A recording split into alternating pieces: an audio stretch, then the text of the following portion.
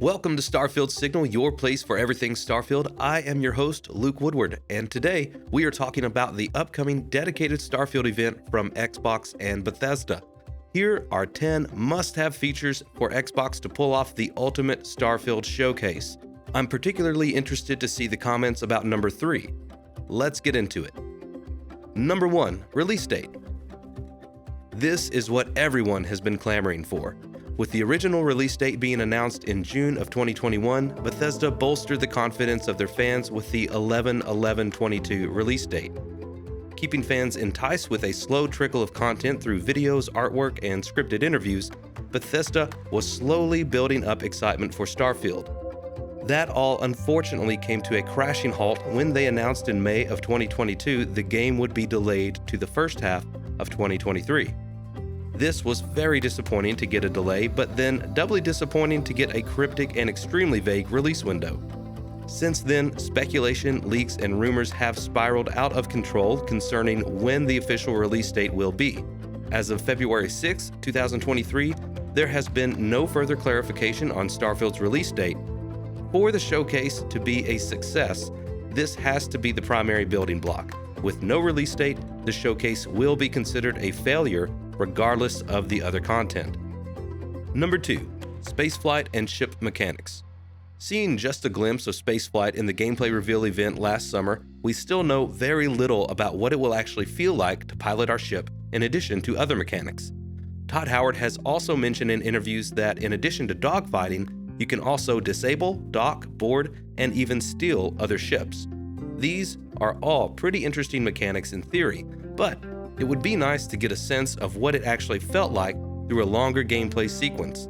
It was also mentioned in an interview that your crew can help you operate the ship. I would love to see how this process works.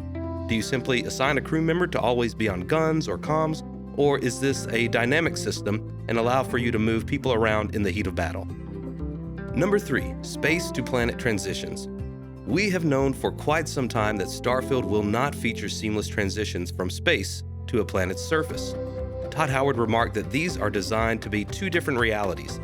They wanted to work really hard on making them both look and feel incredible.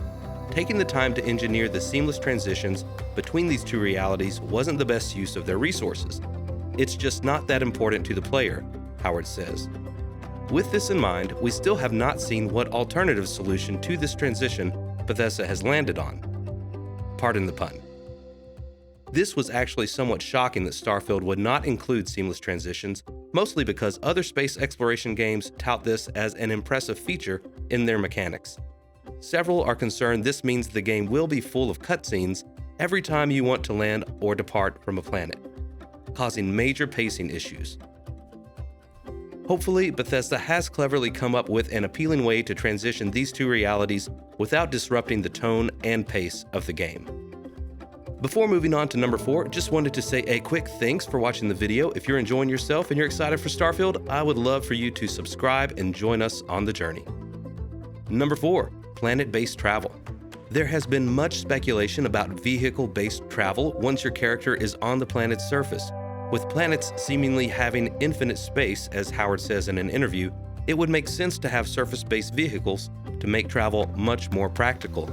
But some believe that planets are too big for vehicles to really even matter, and it would make more sense to simply launch into space with your ship and then re-land at your desired destination.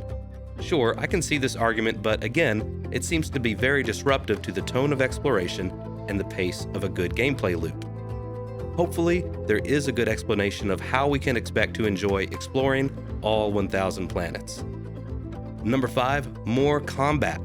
Fans of Bethesda games know their worlds are packed with endless things to do and places to go. But one of the threads that ties everything together is always the combat. Whether you play as a stealth-based character and avoid combat at all costs, or you play as Space Rambo and can't wait for the next explosion. Good feeling combat is absolutely key to making everything work. From the visual, audio, and haptic feedback our controllers give us, to the combat's intensity and pacing throughout the encounter. This will be a huge part of many players' decision to buy the game. We need to see several minutes of uncut gameplay with different combat encounters to get a feel for how it all ties into the overall gameplay loop. Number 6, more stealth. As previously mentioned, many players love taking the stealth approach. If you're like me, one of my favorite characters to build in Skyrim was the Stealth Archer. I even made a build that could summon a magic bow and arrow so I didn't have to worry about inventory. If you're with me, leave a like on the video and let me know what your favorite Skyrim stealth build was in the comments. As we've seen in previous gameplay footage, we do know that several stealth mechanics are back, such as sneaking, pickpocketing, and lockpicking. But to get a good idea of what these really look like in action, Bethesda needs to give a couple of minutes of uncut gameplay dedicated to stealth. Number 7. Companions. Anyone familiar with Bethesda games knows their companion system can offer some great benefits. Need a little extra help with a difficult dungeon? Want some interesting dialogue as you travel on your journey? Or do you just need a pack mule to carry all of your cheese wheels? Yeah. Companions can offer some great variety to the gameplay. We know the robot Vasco is one of your companions you encounter early in the game, but we didn't really see him function as a companion. Will they all be able to join you in combat? Maybe some have certain skills or talents that make them better suited for some encounters over others. If companions are going to bring more life and dynamics to the game, we definitely need to see more of them. Number 8. Cities and Outposts. Bethesda has gone on record saying New Atlantis, the city where Constellation is headquartered, is the largest city in the game and the largest city they've ever designed. We don't have too much information about the other cities other than general descriptions and their vibes and cultures. A walkthrough of each of the city's most vibrant districts would be an incredible way to see all the subtle nuances and differences between each of their cultures. Whether it's turning in quests, stocking up at a store for your next mission, or checking in on one of your companions, revealing more of the world of Starfield will help fuel the imagination of the fans. Number 9. Crafting. One of the features that really makes players feel connected to Bethesda games is its crafting system. Whenever you are questing and traveling around their worlds, using weapons and tools that you've made or designed yourself really adds to the immersion and ownership you feel about your game experience. With the seemingly heavy emphasis on mining and resource gathering, we could hope this is also going to serve to open up the crafting system in Starfield.